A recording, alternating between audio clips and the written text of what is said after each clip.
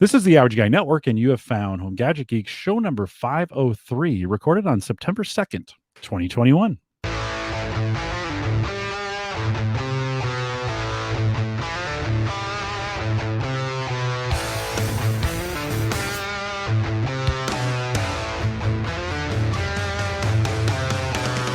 Here on Home Gadget Geeks, we cover all the favorite tech gadgets that find their way into your home. News, reviews, product updates, and conversation, all for the average tech guy.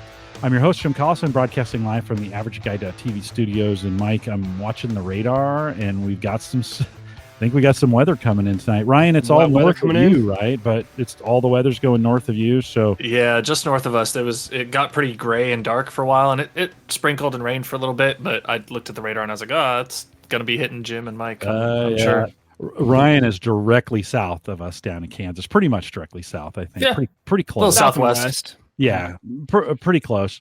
But Mike, I'm checking the radar. We've had, we just had, seems like lately, just kind of storm after storm after storm. It's been good for the lawn, but it is late afternoon or late season storms. Bob, you moved out to last time we saw you back in December, you were in Pittsburgh still. Yeah. You moved out to California. I'm sure you hate it, right?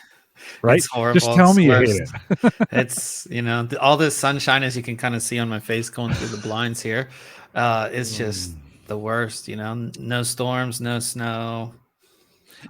Much difference. Okay. So, I mean, you're in the tech world, you're reviewing tech full time. You do a lot of it from home, but have you noticed any difference just living in San Diego versus living in Pittsburgh? Did it make as far as like tech? Yeah, like the tech vibe or the not so much. I mean, I'm a lot closer to a lot of the companies, so if they have some event, which obviously we're not doing those currently, but if they would have something or they wanted to show me something, like most of them are up in the LA area, like all their offices, so I could essentially drive 2 hours north and go see that product in person and do all that kind of stuff. But everything else is just kind of the same. You know what I mean? It's just better weather. Just better weather. Yeah, just better weather. My son was at Pendleton. So Pendleton is between San Diego and LA. So we were out there a couple times. It's not the most fun drive, to be honest, to get on 5 and go north to LA. It's just always jammed up. And I'm sure traffic is as bad now as it was pre-COVID, right? Everybody's back on the road for the most part. Yeah, I mean, the traffic here isn't horrible, but again, I'm not driving during like the rush hour time per se, and like the freeway. Yeah. So back home, I don't know, like we have like the interstate and things like that, but the freeway is like it's its own animal. It's completely different. It really is. Yeah, so it's just something different. Motorcycles weaving in and out. Yeah, right? And then like typically you'd have maybe 3 lanes, maybe 4. There's like 6 lanes wide, and you're like, what am I doing? And there's like 2 merging lanes too. So typically you'd have 1 merging lane, but there's 2 together, and like it's Have you gone Forza yet? And just go out there. I've like missed turns, and I'm like, what? Like, because you're just so used to like being at home, where all the turns are. I have my GPS on 24/7. I'm just like trying to figure stuff out. So it's a little difficult, but like I said, you settle in. You got in there in the spring, and so you've been there about 6 months, right? So I'm sure you're getting it's beautiful down there. That's you made a good move to get down there. Ryan, Kansas never changes, right? It's just still flat. You can watch your dog run away for 2 weeks. Yeah, pretty much. Yep. It's still going. Oh, there he is. Okay, he's in Emporia. Yeah. Well, guys, Bob, Ryan, thanks for coming out and welcome. We've got some listener feedback, and Bob, it's going to tie right into you. So hang tight for a second here. I've been told you're the expert on this, but Brody sent me an email, and he said, "Hey, I've been enjoying the show for the last few weeks. On the most recent episode 502 of Home Gadget Geeks, your guest talked about running a direct burial Cat 6 to an outbuilding like a barn. I think that was Schoonover. And Mike, we went through the whole scenario of burying Cat 6 out to the shed, to the smoke shed. Yeah. And Kevin was like, I just buried 6 inches deep. And there was big controversy in the chat room about, is 6 inches enough? Do we need to go below the frost line? Some of those kinds of things, right? Bob, you'll never have to worry about a frost line again, by the way, but have to bury that. He says, I'd like to add that if someone does that, they should add a surge suppressor on both ends of the cable. There can be instances of static electricity differential between the two buildings that can lead to damage of the network equipment. Doesn't happen often, but it can. I was called into a customer location to work on their network to bring it up to speed. It was a mess. They had run copper to one of their outbuildings for about 10 years with no issues without a surge suppressor. But of course, then that's why he was there, right? Mm-hmm. So maybe just a good, as I'm thinking about, running lines between here and the shed, if I end up doing that. The deal is, I don't know if I want to run Wi-Fi, like a Wi-Fi extender out there. So I was kind of just thinking, well, if I'm going to run power out there, maybe I should just run some Cat 6 while I'm at it and drop it up in the shed. So Bob, this is where it comes to, I need your advice. He also says, on a side note, about the Sony A6100. So I've been talking about my daughter, who's in journalism, needs a camera. She's also going to be a YouTuber, influencer, that space. So we've been looking at both the Sony A6100 and the Canon M50, I think Mark II, right, is on that one. He says, Brody says, I have an A77 and love the camera. You can get an adapter from Sony that will let the mirrorless camera use the regular mirror camera base lenses. Sony calls them a mount. The old Multino, why can't I say that? Canon Minolta. Thank you, Minolta. I wanted to say something else. Lens would work as well. I use those lenses in the old film days. Just keep in mind that the old film lenses are full frame. I don't have to worry about that. And the newer ones are APS-C size. So getting the mirrorless with the adapter and getting the A-mount lenses means she can upgrade on it to a regular DSLR and already have the lenses down the road. Bob, I'm not too worried about lenses, just to be 100% honest.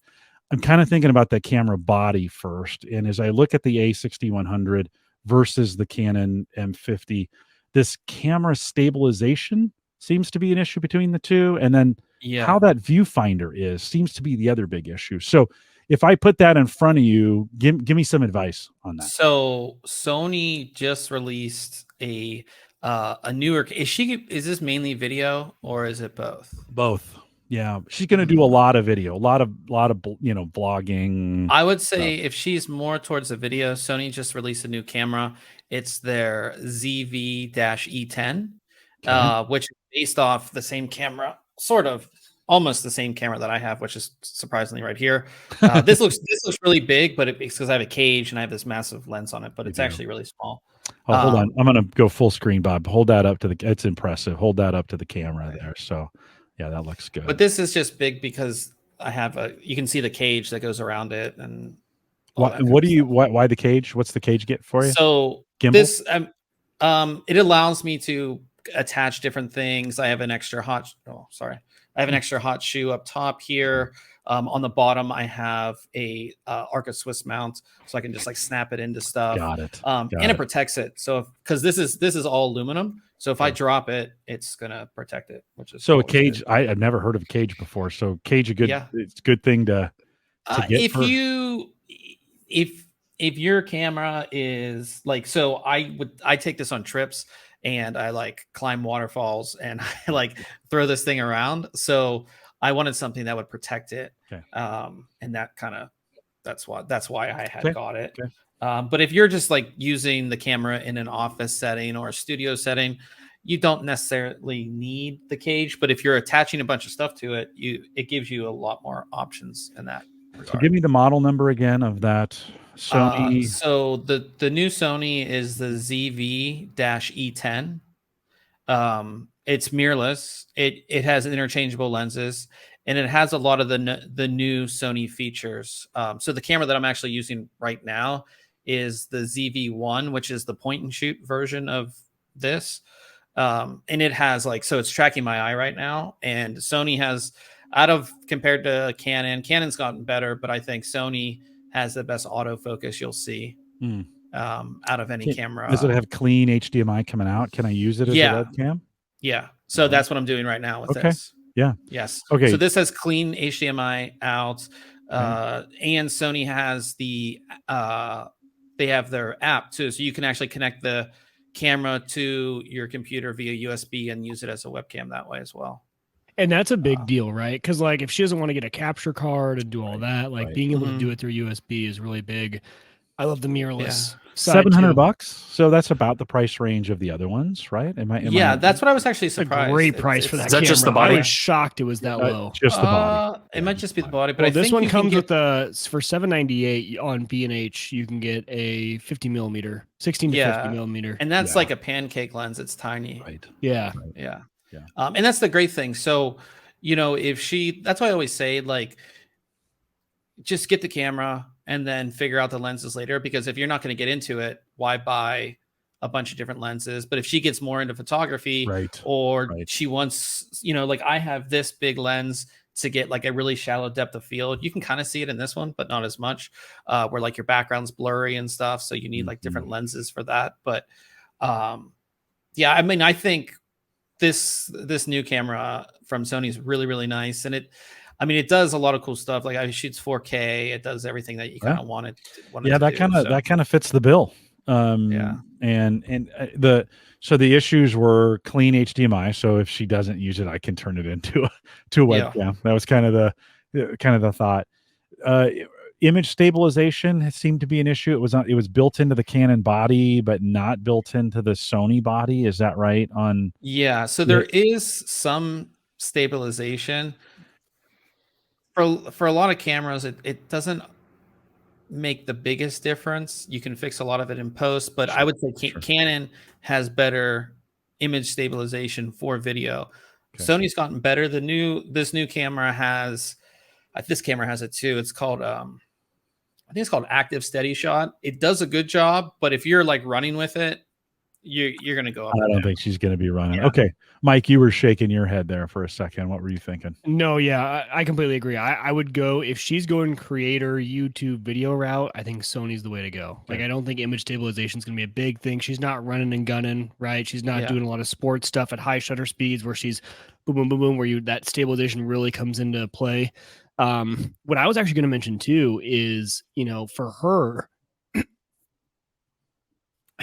Mike is a little under the weather. I'm recovering from. You're fine, man. You're fine. I would actually, to accompany that, good audio is going to be really important too. And I just ordered, and something I'm really excited about is Rode came out with their Rode Wireless Go 2s, and it's a nice little wireless receiver, and then 2 wireless microphones essentially.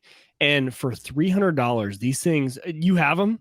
This is the first gen, but this is okay. Yeah, we'll get you full screen. Okay. I love these things. So I played with the first gen for a while, and I didn't own one though, and I'm like, man, I need these, because for me, for YouTube, I'm kind of like that.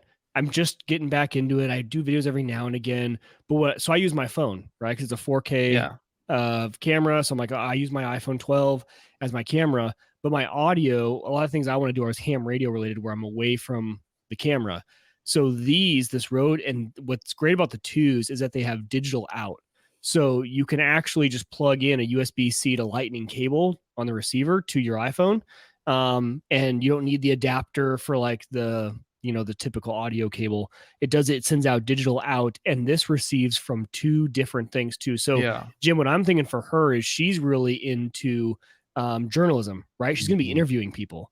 And I think, hey, pin this on your shirt. I'm going to pin this one on my shirt. So you can plug in lavs to these too. They're full on transmitters, right? You can just clip them on your shirt, clip one on one shirt, goes to one that's plugged into her phone or her nice new Sony camera, either of the 2. And man, she's got like crisp audio for an interview as a journalist. That's the big thing too with the Sonys, is like that Sony that I mentioned has the microphone port. So some cameras, which is huge. Yeah, don't have the mic in, but that ZV-E10 will. So, man, you know what, Bob, you just changed my whole world in 5 minutes. Like I was, I liked on the 6100, I liked that the viewfinder came up behind it on top. This Sony kind of comes out from the side. Yeah, right? The Canon I actually like that. That's how my new one is. That's up here. Side. The screen's on the side. Yeah, on the side. Yeah, because when you put it up, you can have stuff like if you have a microphone up there, it's going to be in front of it, and there's you're other right. things. No, you're right. Yeah. It does block the microphone up there. Yeah. So, okay. Microphone or the receiver for like the Rode thing we just talked about, or a light. Because like I run even for my iPhone, this is the holder. It's got a cold shoe mount up top, and I'll usually put a microphone up here or something else. But think about this being a normal camera, right? You're always going to mount stuff in that hot shoe or cold shoe mount up above. Mike, that's a good recommendation. That camera and those Rode. I made fun of those mics when they first came out because they're square, and I'm watching. So ugly. They are the ugliest things in the world. Well, use a lav. You can get a cheap lav to plug into too. Yeah. Clip that on your belt, run the lav up, right? Yeah. But I'm watching YouTubers using that, clipping it on all the time. You just see it, and you're like, now It's AirPods when they first came out, right? Everyone thought those were so ugly, and now I'm not seeing it much anymore. Like I see through it now. It doesn't bother me as much as it did. But when that first came out, I thought that was the ugliest thing. Well, the big benefit of those, the new version, the 2s, is that you get 2 transmitters that go to 1 receiver, right? And so for her doing interviews for journalism, the Rode, that was the biggest complaint about the 1s is I would need 2 receivers, and then I got a mess of cables. So this could just go. And, if she's somewhere where she doesn't have her camera, but she has her phone, right? Plug them into the phone and do it that way. And they have recording on the device too. So even if she doesn't have her camera or phone, it's just built-in memory. So she says, here, you have one, I have one. We're in the field. I don't have any devices, but I at least want to get the audio done. And it records internally to the device, which is kind of nice. Yeah, I mean, that's the reason I had got these when they first came out, because Rode had an earlier wireless kit before these that was like really big and like clunky and actually more expensive than these two. I think it was like close to $450, and I was gonna buy it because I would run cables, and running like a long lav to your camera 25 feet away is like, that's what I used to do. And I got these, and this is what I've used for all of our YouTube videos for like the past. I mean, I got these right when they came out, so I don't know. We did that cable the first time I went to CES with you, and that was a mess. Like, getting that thing untangled to to a suite, talking to people, and then rushing out to like get it tangled back up and wired back up. Yeah, the wireless is so nice to have. That's why I've been doing it up till now. I have a Tascam DR40 digital recorder. I clip it to the back of my belt. I run a lav, and then I got to sync that up in post afterwards, which is like the biggest pain. That's now just having it all wireless. It's synced with the video. Is a huge time saver. Yeah. Well, all right. If didn't even consider the Canon, man. I do think I like it. We should give Ryan a chance to defend the Canon. No. I think Sony's the right choice here. Okay. I do think the M50 is a great camera, though. It is a really good camera. It's just if she's more video focused, that's like when I had bought this A6300 when I bought this when it first came out. That's the big reason, because it was more focused towards video, and that's what I'm going to be doing most of my stuff on. Right. Yeah, I went. Go ahead, Ryan. I was just gonna say I went the Canon route just because of the availability for you were talking about that lens adapter, and I think the emailer had said they could use those Minolta lenses. Well, I can use an adapter on this, and there's so many EF lenses from Canon out there from everybody else that's had DSLRs for years and years, and you can pick them up cheap on Facebook or Craigslist, right? So I can utilize those bigger lenses with the mirrorless camera on the M50. So that was my first camera was a Canon T50 from like the mid 80s, and I love that camera. I mean, from a film camera standpoint, that thing took great pictures. And I had a big telephoto lens and just a regular stock lens with it. And I took it skiing everywhere. I did one time when I was skiing, I left it in a hotel room and it was gone. Like the lens the lens. I mean, almost as expensive as. Why don't you just take the whole camera at that point? Like, no, I left the lens. Just the lens. And I thought they unscrewed it. Like, I just need this. No, I didn't realize till we were on the bus, an hour and a half away. I was like, oh crap, I set that lens down somewhere and it was gone by that point. But so Ryan, I was kind of leaning towards the Canon for a while. Ed kind of talked me into the 6100. He has the A6100 from Sony. Yep. Kind of talked me into that for a couple reasons. But I love this recommendation because it's kind of the best. It's kind of the best out of Sony and a little bit of the features I was looking for in the Canon as well. I'm not a big lens guy, so I don't think that's going to matter. But that sounds like a good recommendation. Yeah, they just released it, so it's brand new. It's going to be hard to find. because it's new? I think you could get it on B&H right now. Yeah, you can B&H get it on is Amazon. Okay. Yeah. I'll look. In I'll put a stock couple. with that 16 to 50. So Brody, thanks for sending in that email. You just cost me $800. Appreciate. No, just kidding. But Brody, thanks for sending that and appreciate that. If you want to send me an email, or if you still want to talk me into something or something else along this camera line, I've learned more about cameras in the last 3 weeks than I ever knew. And I'm not a camera guy, but you can send me an email, Jim@theaverageguy.tv. So I have one more question on that real quick. Yeah, go ahead. Okay, Go so ahead. Bob, on B&H for $100, so for $698 you can get the body only. $798 is where you get that 16 to 50 millimeter.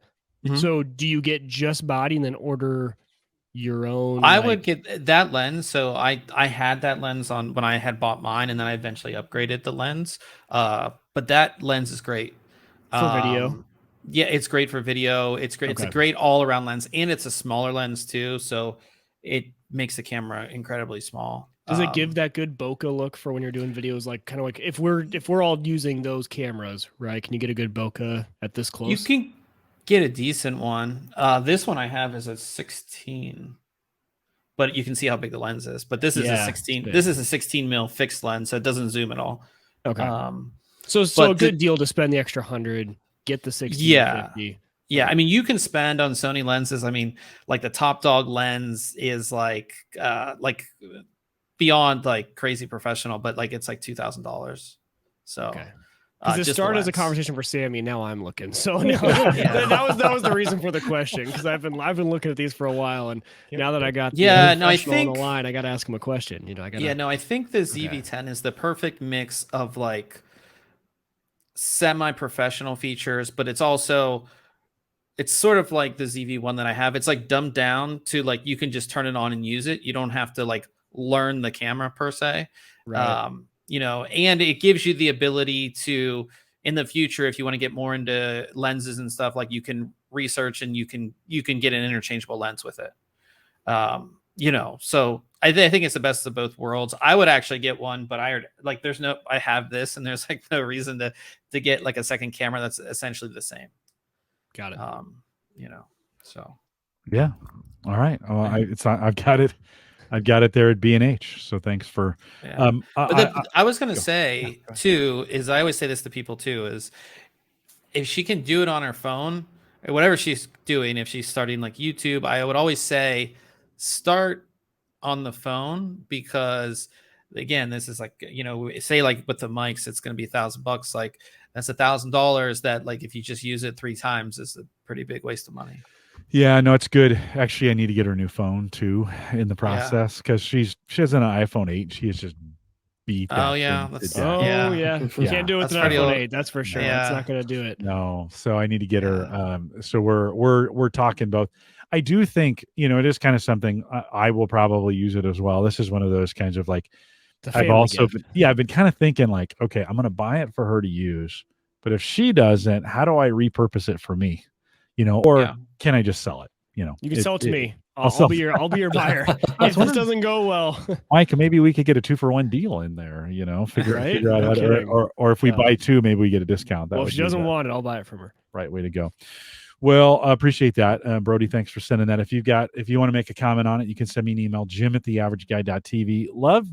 I've been loving the conversation around this, and thanks for these emails that you guys have been sending in as well. Caught a little bit of your guys' show, of course, thinkcomputers.org, and caught a little bit of your show last night. You guys were talking about, and we ended our show last week with this idea, this chip shortage, things that are going on. But Bob, Ryan, I want to get your view on it. Bob, you're doing a lot of reviews, or you're seeing a lot of this. I'll bring up the article that you have written about that. And you kind of come at it, what does this mean for schools? And we spent a bunch of time at the beginning of the pandemic thinking about, you know, this, so a year and a half ago, like, all right, where our schools are, you know, with technology. And we followed up in the fall with a bunch of folks in the school space saying, okay, where are we now? Well, we really haven't thought much about it, but answer this question for me. What does this shortage mean? The biggest thing is that typically schools get new hardware every year. They don't keep hardware for a very long time. So when they're going to have to keep hardware for longer. and that's how their deal works. So they have a deal with Apple. We're like, okay, we're going to get new iPads every, but there's not enough to go around, really. That's just with everything. There's so much demand for chips, not even just in the tech, like what we talk about. Cars is a big thing too, but it's just there's not enough to go around. And so if your listeners don't know, is there's fabs are like the big factories basically that build these chips out, and there's only so many in the world. And just like any factory, I'm Apple, I'm Samsung, I say, hey, for this chip, like I need this, I have to order this many, and these orders are made years in advance. And already for 2021, 2022, the orders are already there, and the fab is essentially maxed out. Like they can't produce anymore.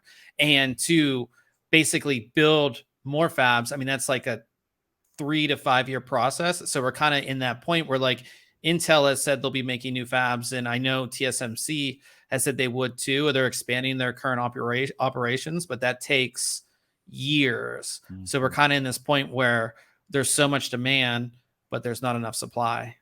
And you're kind of seeing that. I think cars is the big thing, but schools is a big thing as well. Just kids are going to be using older hardware. Her second point was renewed means old, right? Of course not. And we're seeing, in this, you guys also, I think you guys talked about Windows 11 last night too. Yeah. In the context of, Microsoft is now dictating bigger or newer hardware, right? TPM2 and faster chips, right? And yet I've got, you guys made fun of me the last time you were on. I've got old equipment that still works pretty well, like for what I'm using it for. And so, yeah, we have a chip shortage, but we also is some of the solution reuse or recycle or repurpose older equipment in the process? I feel like. Go ahead, Ryan. I was gonna say, yeah, I feel I know your pain, Jim, because I've got like a Intel 4790K, that's in a system, and that when I bought it was like top of the line processor from Intel, and I know it's fully capable of running 10 and Windows 11, right? I have no doubt that it would run. It's in a system with an older SATA SSD and 16 gigs of RAM. That thing will run just fine on 11. And I think that's being good stewards of our technology and resources, right? Of this thing's not worthless, and it's plenty capable of doing most things for most people, right? Obviously, Bob and I are more into that enthusiast hardware level, so it may not run the latest games at the highest resolutions and frame rates, but don't hold us back in the just that home user or basic office PC, just because it's a self-implemented restriction is what it feels like. And it's only going to be made worse with this current chip shortage.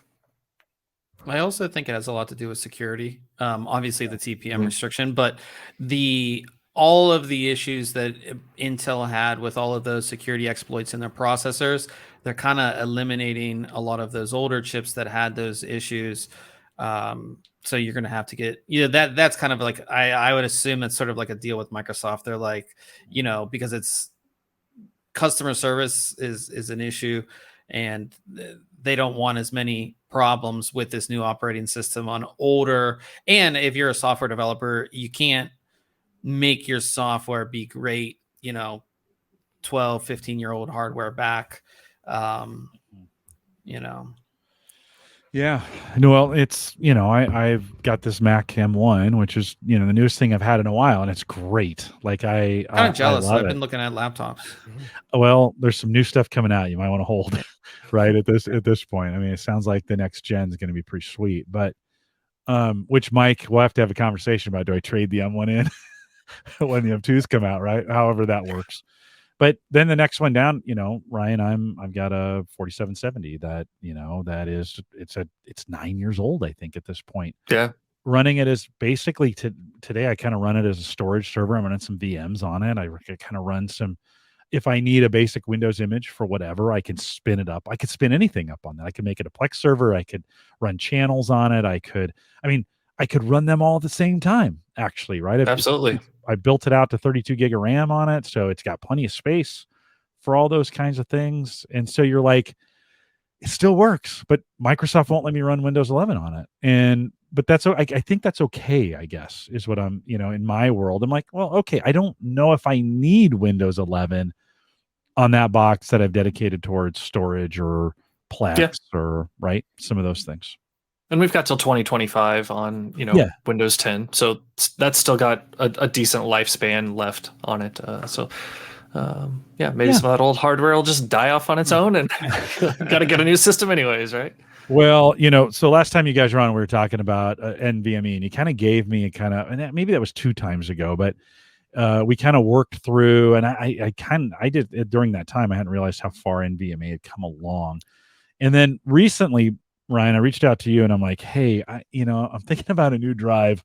Mm-hmm. What do you guys like? And you guys turned me on to the Sabrent. Am I pronouncing that right? Is it Sabrent or Cybrent? Sabrent?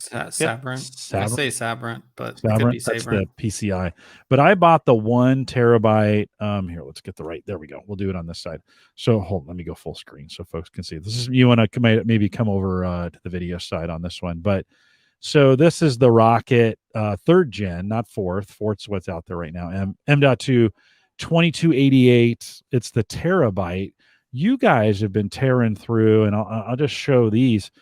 You guys have been, and Bob, I think, this is you. I think you've been looking at not only that one, but the Gamma and the Viper, and not that one yet. We'll talk about that here in a second. So you've been looking at a bunch of drives as well. By the way, so let me just finish the story. So 3rd gen put into a PCI 16 slot. That's PCI 3. I get great speeds out of it. It fits the board. If I did upgrade the chip, if I did upgrade the motherboard and moved it, I'm not going to quite get all the speed, but it doesn't seem like the speed difference between Gen 3 and Gen 4 is all that much more. It's not like going from a SSD drive to a M.2 NVMe from a speed perspective. It seems like you get 4 or 5 times more speed out of that change as opposed to maybe 1.5 to 2 times the speed difference between Gen 3 and 4. Bob, you've been looking at a lot of Gen 4 chips. These are all 2 terabytes. What do you think so far? Yeah, I mean, so Gen 4 came out, I think, like 2 years ago, and we were limited to around 5,000 megabytes a second read and write. And like the drive you have is Gen 3, which maxes out about 3,500 megabytes a second read and write. And now I call this the 2nd gen of Gen 4. We're seeing around 7,000 megabytes a second, 7,700 megabytes a second, depending on the PCI, drive. On PCI 4? Yeah. Yeah. Is that right? So it's incredibly fast. I mean, it's nice having a really, really fast drive like that, whether it's your OS drive, your game drive. It's just, if you're doing I video edit on NVMe's, and I just made it a VM. Better. It's my VM drive. So I put the VMs on there, and yes. Yeah. It just I just use Hyper-V and put all the VM storage on that drive, and that's working really well for me for what I do. Yeah, I mean, just the upgrade even from a traditional SSD to an NVMe is excellent. Now, if you're going from a traditional hard drive to an NVMe, it's going to be like night and day. Well, I think the SSD, so like a regular a SATA SSD to this Gen 3 that I'm on, I think is like a 4-time lift, right? On the speeds. So that's pretty great. That and going from a spinner to an SSD was a gigantic lift. That might be a 3 or 4-time lift on that as well. So to be able to go up to that, Ryan, thanks for that. I mean, thanks for that recommendation. We kind of worked it back and forth. We talked about Gen 4. Ryan, you said to me, like, as soon as you buy that, you'll never buy a board that is going to support it, right? It's one of those things. You buy the Gen 4, you're never going to buy a board. You buy the Gen 3, you buy the Gen 4 board the next day, right? It always works out that way, right? Yeah, it's always mismatched. It feels like, at least that's been my luck on purchases when I'm like, all right, I'll buy the Gen 4 and the next one I buy will support it, and then you don't or whatever, and you spent the extra. And I was curious if that had worked out for you, if you actually made the purchase, because I know we talked about it, and then I hadn't heard, and I was listening to the podcast and it sounded like you had bought it, and then I was worried. I was like, oh, I hope I gave good recommendations. I said do your due diligence and check it out, but I'm pretty sure this is going to be a good combo for you, so I'm glad to hear it's worked out for you. I was kind of saving it for this. I mentioned it last week a little bit, I think, in the post show, but I was kind of saving it to talk to you about one of the drawbacks I didn't quite understand: boot from PCI. And this board is a year too old for it. It came in the next board, and I could have probably downloaded BIOS mod maybe and made it work. And I was like, nah, I'm not going to mess with that. It's fine. So I wanted it. I was going to make it the boot, the boot drive. Just couldn't. The board doesn't support it. So I was like, well, okay. It's a 2012 board that's got a 2014 firmware update on it, or version on it, but it was just a little too old. So I was okay. I was like, okay, I'll just use it as storage. So I've got a regular SSD in there that I think a 256 for Windows, which is fine. I'll only run Windows on that, and then I put this in a storage position to just kind of be the VM drive, and that works perfect. So Bob, thanks. And man, this was the most expensive part of it all. That was a whole $16. Yeah, that's what's great about Sabrent. They kind of came on the scene probably 3 or 4 years ago, and they not only on their drives but the accessories, everything's very affordable compared to a lot of other companies. Yeah, this is just so for those follow along. This is the NVMe to PCIe and 16.8 4 card with a heatsink, and it's a great. Again, they're cheap, $13, $14, $15, and just pull it apart, and it's got some thermal tape in there, and you put it together. It's kind of fun, and it couldn't be easier. So it was Ryan, good recommendation. Bob, out of those drives you've been looking at, Ryan, turned me on to the Sabrent, but anything else you'd think about out of those drives to do something else? I do like the Sabrent a lot. But I mean, all the drives are really, really good. A lot of them are all based off the same hardware. Unless you're like a Samsung makes their own controllers.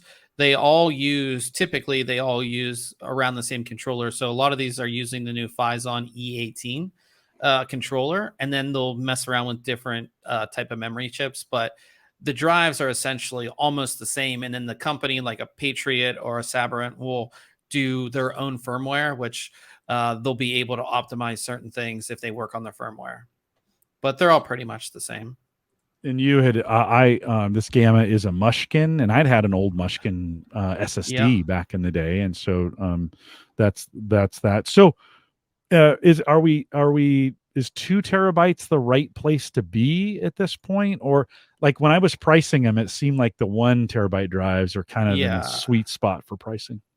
Yeah, 1 terabyte is kind of the sweet spot now. 2 terabyte is a little bit more extreme. I think Sabrent offers up to 8 terabyte. They might have one model that's 16, but those are that's kind of the highest capacity you'll see, at least right now, in a single drive for NVMe drives. But you will see, this time next year, the 2 terabyte will be like the normal, right? But yeah, I would say 1 terabyte is kind of where it's at. That's kind of the sweet spot when it comes to pricing as well. And all of this has me drastically reconsidering. So my Unraid box is built on a bunch of old 4 and 2 terabyte drives, and I have 24 terabytes of space in there. And I'm like, so when do I consolidate? Because I have this massive server chassis. When do I go down to a NUC with a couple 2 NVMEs, both 10 terabytes each, 12 terabytes each, and be replacing an entire massive server, which the motherboard and CPU, by the way, are about 10 years old right now. I was like, man, the performance I am getting for the power I'm drawing and for the weight and size of this thing is absolutely crazy. with the price of all these NVMe's coming down. And even scratch that, go just regular SSD, and man, you could do a whole SSD server for on the cheap now. Yeah. All right, you guys got to school me for a second. So you got to help me out here. The Phil Show in the chat. He's over on Twitch, which I haven't really been watching. So I apologize, guys. What's a dab? Oh, you don't know what a dab is? Ryan, you know this. Ryan, you know this. You got kids. You know what this is. I do. I'll dab. I'll take one of the team. Plenty of room around him. You won't be able to see. Oh, it's that thing. Yeah, it's a dab. I thought it was like you got to kind of twirl your wrist when you go up. I think. I don't know. I'm old too, right? Like I mean, just like this perfectly. I think. I don't know. I mean, I knew what that was. I thought it was like a technical thing on Twitch where like you got points or like, hey, help out my channel. All right, well.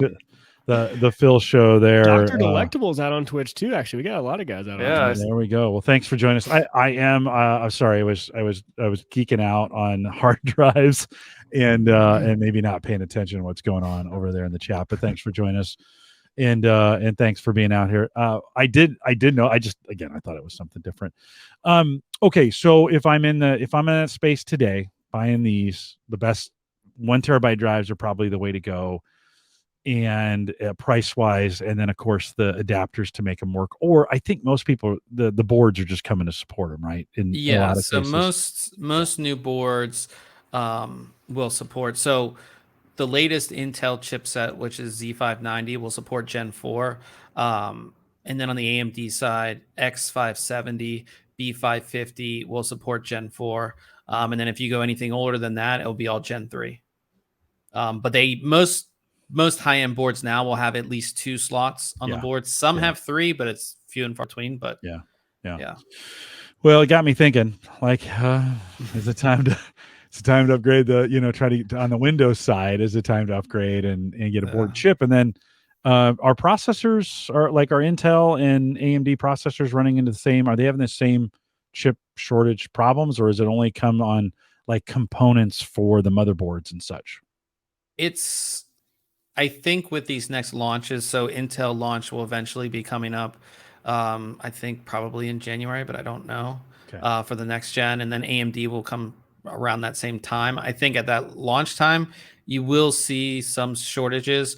You also see what we've been hearing is there's going to be price increase. So all of the companies, all the fabs, they're increasing pricing, and they're saying at least 20% price increase, which makes, as Ryan did the math yesterday, makes what, a $500 chip $600?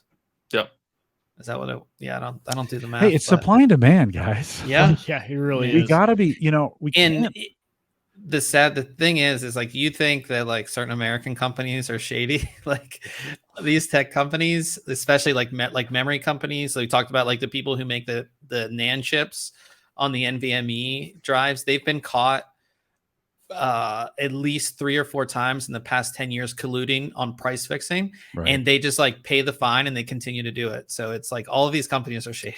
Well, it's happening all the way down into the ham radio. Like it's affecting ham radio. So there's a Yaesu radio that I had in my car for a while. I bought it. It's like the top of the line Yaesu mobile car radio for $400. When I sold it, I actually made some money because the next year they were worth more. I'd only owned it for a year and I wanted to buy an HF rig. So I sold it for $420. Those are selling now for almost $600 brand new from all the main retailers. That was $400 2 years ago. $600 now. Like when it's affecting ham radio, it's really well, but guys, we're buying like all of a sudden everybody's buying everything. Oh yeah. You're like we can't expect. Everybody's like, oh, inflation, and you're like, buying ham radios, Jim. Who's buying ham radios besides this nerd over here? Well, apparently a lot of people are. Apparently, apparently the demand is there, right? Like all of a sudden, we have just become. I got to have the latest Xbox. I got to have the latest phone. I have to have the latest computer. I got to have the latest. I'm not saying review shows have driven this frenzy, but in some ways, the YouTube.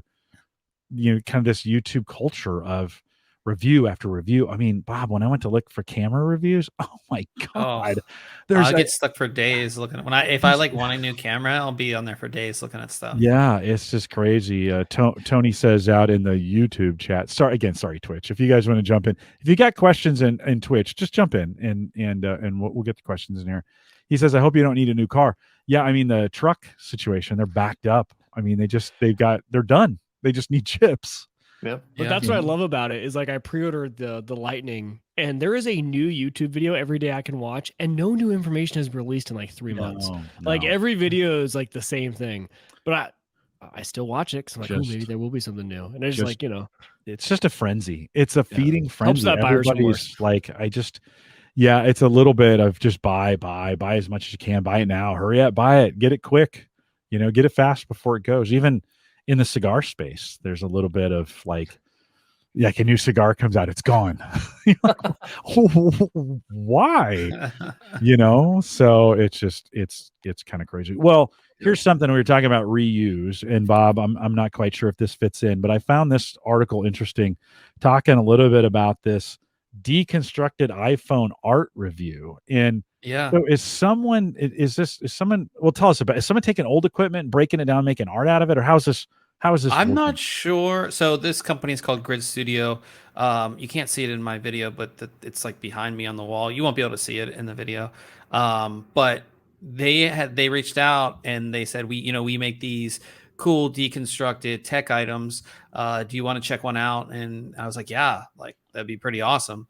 If you scroll down a little bit, there's a keep on going. I think it's actually on the next, or no, right there. Like if you can click on that and make it bigger. The picture, but they do mostly phones, but they also have 3G. Oh, it's yeah, a 3GS. Yeah. That was my first iPhone, was a 3GS. Yeah. So basically, what they do is, again, I don't know how they're sourcing these materials. I don't know if they're actually sourcing the phone and then taking it apart themselves, or they're actually sourcing each individual part. I don't know how they're doing it.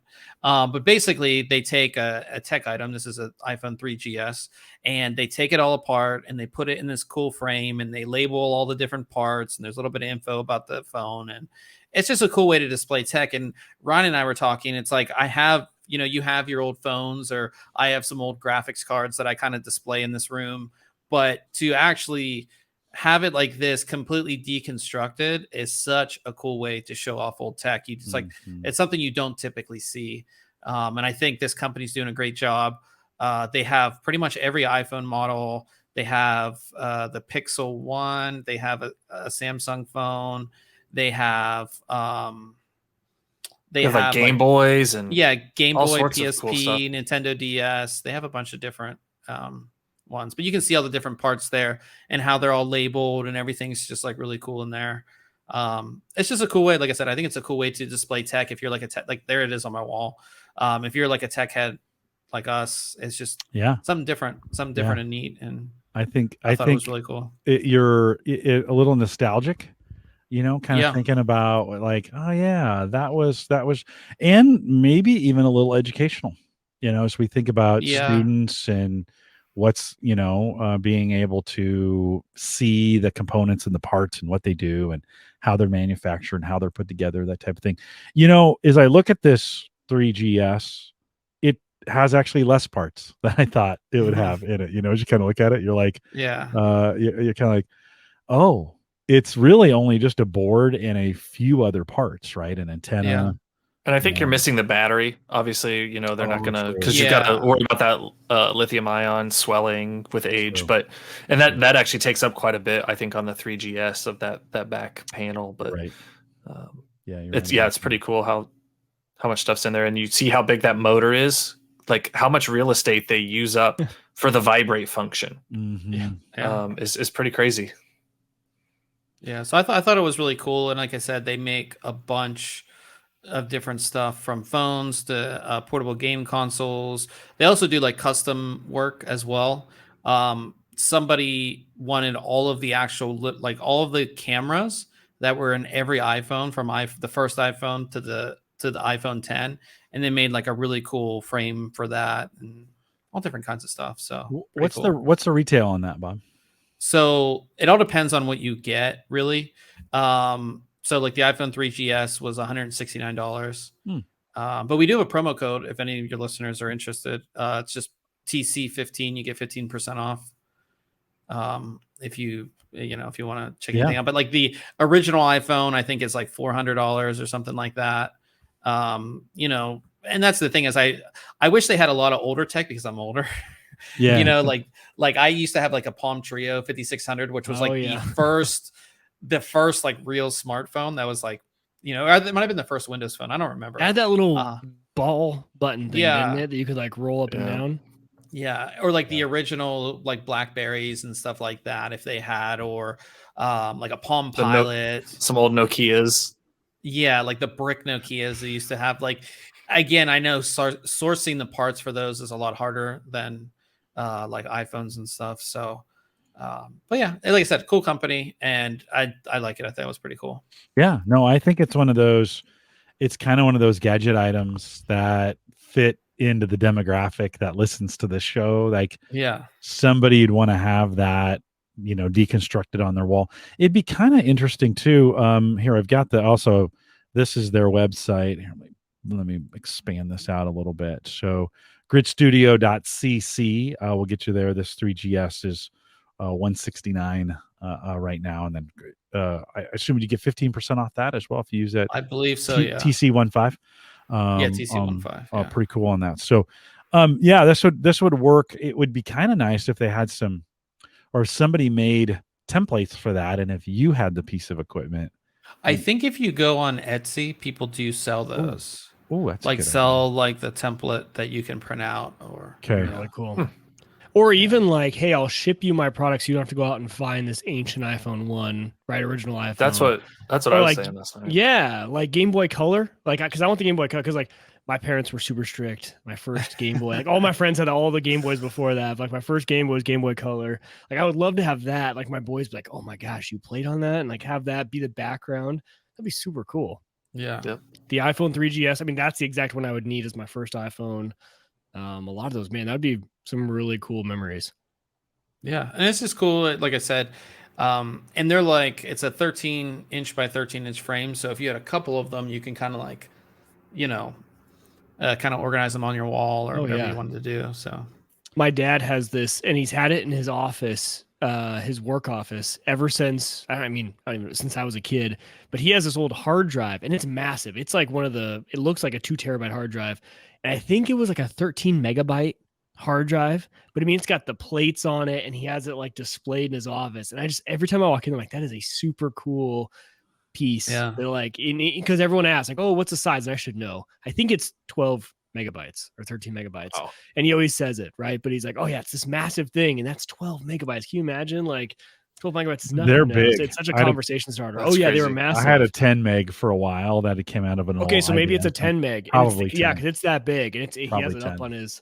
Yeah, because he. I wish I'd have kept it. That was one of those dumb things that you're like, I got rid of my my Timex Sinclair 1000, which I bought in 84, I think, and I just wish I'd had it. I did somehow one day I was like, this is dumb. I'm never going to use this again, right?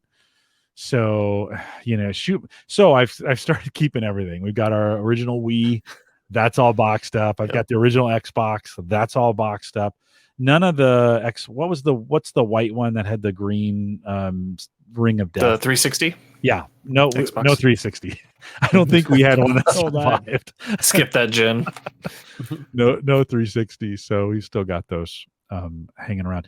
Bob, one last thing. You did a review, and I haven't said these 3 words in a long time. Creative Sound Blaster. Like, I didn't even think that was a thing, but that's a thing. Yeah. So I mean, Creative, their consumer line is called Sound Blaster, and they have this really cool device which I have right here. It's super tiny, as you can see, and the biggest thing obviously the past year is you can see how small this thing is. It's just like basically looks like a little dongle, uses USB Type-C to connect to a laptop or even PC, and I think it works on other devices that take a Type-C, whatever the other devices are as well. But in any case, everybody's working from home. And the biggest thing with working from home is you're doing calls, you're doing what's it called? You're doing calls, you're doing video conferences, Zoom. you're having meetings, meetings, and all that kind of stuff. Podcasts. So yeah, I mean, just like what we're doing here, we all have nice microphones, but a lot of people don't, and they're stuck with the crap microphones that are on their system. And what's great about this is it has a little jack here for a microphone, or it's a multi-port, so it works with headphones and microphones.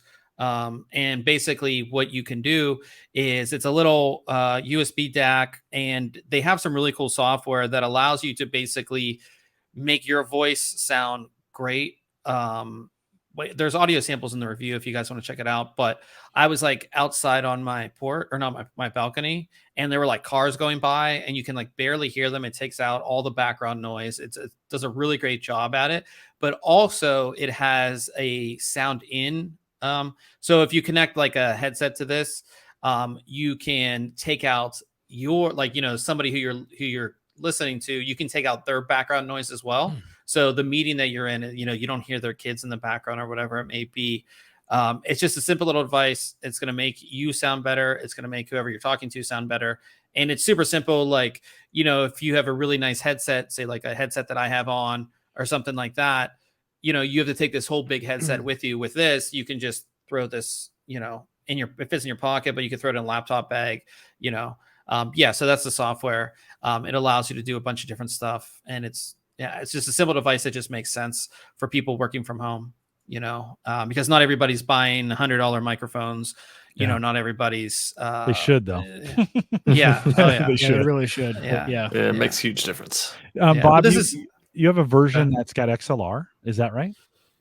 So that's that's just an audio interface. Okay. Oh, okay. Okay. Yeah. So that's completely different. But so that Smart Comms Kit, which is basically their work from home type thing, they're actually working that into a lot of their newer products that are going to be coming out. I have one that I can't tell you about, but they sent it to me. So, but they're working that in because it's great. It's just like we talk about NVIDIA broadcast and things like that, where it's software that's allowing you to have better audio quality for NVIDIA. It was for people who are streaming, but for a lot of people, it's people who are doing conferences and people who are having meetings. And again, a lot of people were thrusted into this work from home, and they don't really have a dedicated office like we all do. It's the living room, it's the kitchen table sometimes, and you have kids running around. So just having something that's super simple that gives you better audio quality and allows people to hear you better is great. And I think this is like, I forget how much this is. I think it's like $25, right, Ryan? Yeah, it's not terrible. Yeah, it's super affordable. And that cutting out the background audio is so nice. However you're doing it, whether it's RTX Voice or NVIDIA Studio or the Sound Blaster audio solution is pretty sweet. Yeah. I just had not heard. I remember back in the day, Sound Blaster was everything. There's PCI or ISA or PCI card, right? That you put in there, and it would do some great stuff for you. I don't think I don't think anybody made a second thought about audio until COVID, and then it was like, we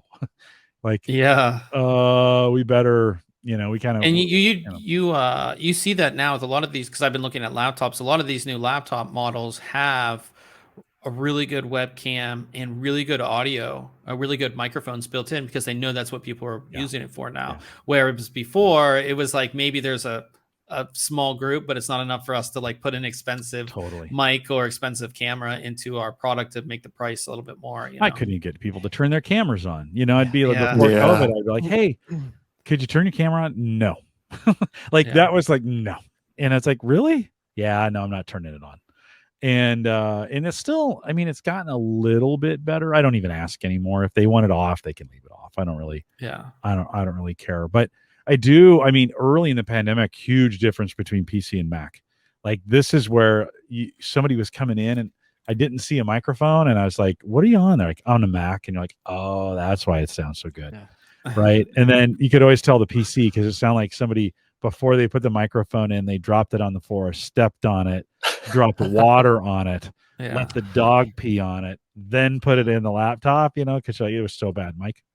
Well, I was going to say, and that's what I love about those Rode wireless Go's, is that now with the version 2, it's a digital output. So you plug that receiver into your computer, it just shows up as a microphone.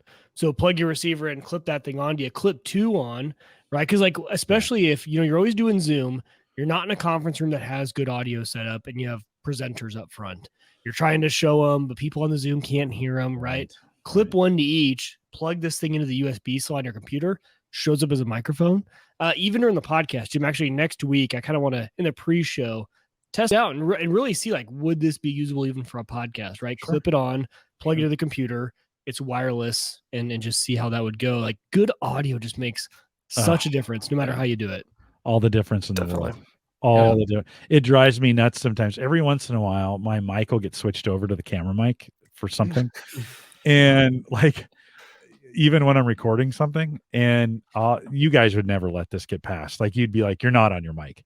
But the average person doesn't know, Mm-hmm. And I'll record this thing and I'll go back and listen to it. And I'm like, I was on my camera mic. Why didn't you tell me? Oh, I didn't know. I'm like, how can you not know? It sounded like crap. No, I couldn't hear it, And so that too is a thing. I think the average consumer, they don't know good sound, so to speak, Can you hear me? Yeah. Oh, my bad mic. This is technically supposed to be a bad mic. I'm on the mic that's on my headset now. Yeah, that's not too bad. Actually doesn't sound bad. It's actually a brand new microphone. Yeah. This headset just came out last week. There's a little latency. There is some latency. Yeah. So this is wireless. But I was trying to show the difference, so you could, if there is, I'll switch back. Hopefully I don't blow up my computer. Yeah, you did all right the other week too. So yeah. Let's go back to.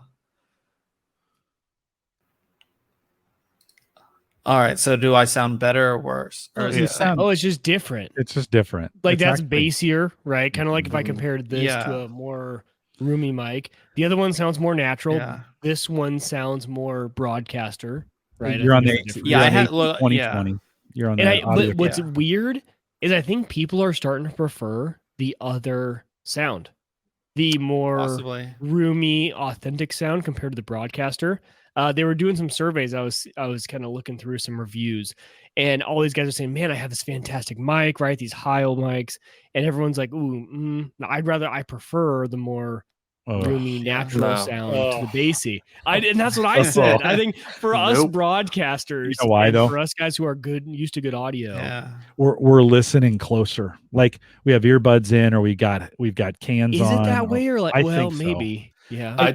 Listen to a roomy sounding microphone with cans, and you just. But not roomy, but what he just used didn't sound roomy. But you know what I mean, more. Yeah, his frequencies are higher. So on that microphone, it's got a smaller diaphragm. So I think the frequencies are higher. It doesn't get any bass.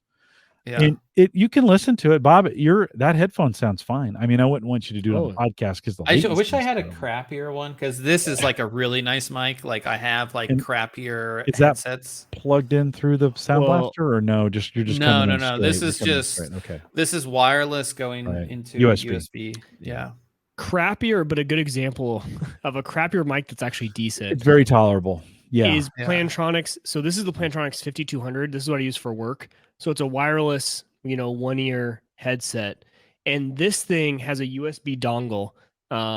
So it flips out. It's nothing special, but a regular Plantronics 5200 Voyager. What I love about this for work is that it comes with a USB dongle, number one, because Bluetooth on Teams and all of that stuff and through our Windows work laptops is terrible. I've tried AirPods, I've tried all the best, nothing works well Bluetooth. So this has its own USB dongle, but it also connects to 2 devices at once. So you can do Bluetooth to, let's say, your iPhone or your cell phone, or for me at work, I'm connected Bluetooth to my desk phone, and I'm connected USB to my computer, and you could answer no matter what. And this thing, I actually get people who say man, that sounds really good this is only $100 and some odd bucks. I think $130. And it does the job enough that it's better than onboard, and you can answer 2 devices at once, which is the biggest deal for me. So if my desk phone rings, answer that. Computer Teams rings, Zoom, whatever it is, use it. It's super low profile when it's on, so it's not like you're wearing big cans. I've been really impressed with this Plantronics. Now, I would never use this for podcasting. Does not sound that good. But for a Zoom call, for a Teams call, it's better than what everyone else is using. And just the fact that it's wireless, the battery lasts all day. I never have to charge it. But it's kind of cool. This case is actually a charging case. So you plug this into USB and you can stand it up during the day. So you just kind of plug it in there and it stands up and you can quickly pull it out, put it on. Or if you're packing it away, so I travel a lot. So I stood it up in there when I'm at my desk and it's plugged in charging all day. Or when I travel, I just throw it in the case. It's also charging in the case. And there you go. Throw it in your bag. You've got your travel mic or your travel headset and a desktop headset. Not bad for those of us who work in corporate America and kind of need those sort of headsets, right? For the office. If I was at home, when I'm at home, I'm using this, and work from home from COVID, everyone knew me as the guy with the microphone because like I use my podcasting setup. But when you're in the office, I would be made fun of quite a bit if I hauled this whole setup in with my Go XLR and the whole setup. I jumped on a group call. It was a Omaha community call, and I don't know, there's 30 or 40 people on it. And the small group that joined in the beginning, one of the guys goes, because he sees the mic and he goes, "Whoa, check 1 2 1 2." I was like, "It sounds good though." And then he's like, "Yeah, it does sound good." So I was playing Call of Duty the other night with some friends, and the guy on the other team, because I use this as my setup when I'm playing Call of Duty, he's like, "Dude, wait." He's like, "Talk to me again. Just say something." I said, so he's like, "Dude, that's the crispiest mic I've ever heard on Call of Duty." He goes, "That sounds so good." And like every time, because in Call of Duty, like between matches, you can hear the other team. Between matches, like, "No, where's that good mic guy? Say something. Just say something. Please say something." We had the hilarious banter back and forth because they're all used to the Xbox headsets that sound like garbage. Yeah. So it was pretty funny hearing him. It's funny. Well, guys, thanks for coming out. What's going on? So what do you have coming up, Bob? I'll ask you first. What do you got coming up over there at thinkcomputers.org? A lot of busy, on the podcast. So our podcast is every Wednesday, 8:30 p.m. Eastern time. We talk PC hardware mostly, so I'm not sure if you're. A lot of stuff that we talked about tonight. And Ryan's the co-host there, so we're talking about just tech stuff. As far as what I have coming up,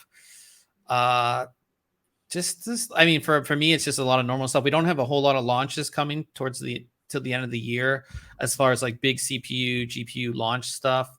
But we mainly do hard drives, as we talked about, but cases, graphics cards, motherboards, occasionally cooling, monitors, all that kind of stuff. So just check out the website, thinkcomputers.org. There's always stuff. We have daily tech news as well, a lot of stuff going on. So, and this is like the busy season. So when it comes to PC hardware, you see basically launches from like September all the way till right around maybe the end of November for holiday season. So all new laptops will come out. All that kind of stuff for holiday season will come out. So Ryan, you want to add anything to that?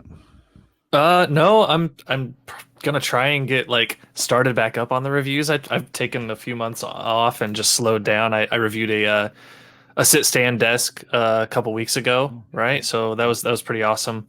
That's my latest review there. I do a lot of the cooling reviews though, and some peripherals. So looking to ramp that back up. Work life in general and the kids getting back to school and everything is just taking over. Mike, you know how that goes, with the kids. They take up so much of that time. So I had to step back a little bit, but I'm on the podcast every week and we'll get back in there and get some more stuff going. He's got school pictures back though, and they're cute. So nice. They're at least cute, right? Those kids. Yeah. They're cute, so you don't kill them. Well, they have to be. That's exactly right. You would murder them if they weren't. Yeah. You'd be like, you're out. Oh, well, guys, thanks for coming on. You've kind of become my go-to hardware guys now. If I'm gonna buy something, I'm like, all right, I better head over there and see what they're talking about, or just paying them what are they. And when I started talking about the camera thing, Ryan was like, "Oh, you got to talk to Bob about the camera." So that was a good. That's my expensive hobby. Yeah. Well, everybody's got to have one, right? And so it's super helpful. So if you haven't If you haven't visited the site yet, you want to get over there, thinkcomputers.org. Make sure you get download it on your or get subscribed to it as a podcast, or YouTube channel is great to watch as well. So you kind of want to make sure you're plugged in any way that you want, or join them live on Wednesday nights. For a while, they thought they could do it on Thursday nights. I don't know why they thought they that could. was Ryan's idea. So. Yeah. Oh wow, Ryan's idea too. We crushed them, Mike, in this time slot. We just crushed them. So, I signed up for our corporate challenge soccer team, and we had practices, and that just ended. So we're back to no worries. Nice. You can come Thursday anytime you want. It's fine. It's not a big deal. But I know we had a few listeners who are like, oh, because they listen. They're both like this. We share a lot in common in a lot of things we do. It makes a lot of sense to have you guys on, and so. Appreciate that. Hey, in the post show, we'll spend a little time in the post show talking a little bit about Habitat, which we haven't talked about in a while. Mike's been kind of a shill for Home Assistant, and so we're gonna Habitat just announced. They made a big announcement. We'll talk about it in the post show. You only get the post show if you come to the live show. We'd love to have you come out. A bunch of big thanks to Joe and Justin, Tony. Saw Ken out there a little bit earlier. Big Dog, like that Big Dog, and not to diss on the guys in Twitch. I didn't mean to do that. I just wasn't paying attention. Dab, whatever. And so we appreciate you guys coming out to be a part of that. And you can join us live every Thursday, 8 p.m. Central, 9 Eastern, out here at theaverageguy.tv/live. Big thanks to Maple Grove Partners. Of course, you can get secure, reliable, high-speed hosting from people that you know and you trust. You know that's Christian. And so if you need any hosting for any reason, a blog, whatever you want, he can basically do anything. Head out to maplegrovepartners.com. Plans start as little as $10 a month. He'll get you spun up and get you going. They're actually continuing to do upgrades on the Maple Grove infrastructure, and they've got all kinds of things. Mike, the thing I love about Maple Grove Partners, for me, it's easy. Like no cPanel to log into. I don't have to worry about anything. I'm not trying to configure stuff. My ham radio site is still hosted there, and my email actually. So I utilize their email. So my ham radio email address that I get actually a lot of my email to flows through them. Yeah. It's just it's easy. It's easy. So if I don't even know how much I pay them, but whatever I do, it's worth it. I think it's probably 10 for the site and 5 for the email or something like that. That's right. I think it's $15 a month. I think you're about right. $10 for the website, 5 for email. Super cheap. If you want to leave us a voicemail, love to have your voicemail to read or to play on the show. Head over to homegadgetgeeks.com and you can leave a 30-second voicemail over there. If you want to send me an email like Brody did tonight, send me an email, jim@theaverageguy.tv. Thanks for coming out tonight. We'll do a little bit of post show if you're listening live. We'll be back next Thursday. I should probably let you know who's coming out next Thursday, just so you know. Our friend Ed Sullivan's coming out. We're doing I'm going to be in Boston 2 weeks from now. No show. Ed's coming out to do kind of a pre-Boston trip. Who knows? Ed Sullivan's here. I'm not quite sure what's going to happen. So get rowdy. It's going to be a good time. Come and join us next Thursday, 8 p.m. Central, 9 Eastern. With that, we'll say goodbye, everybody.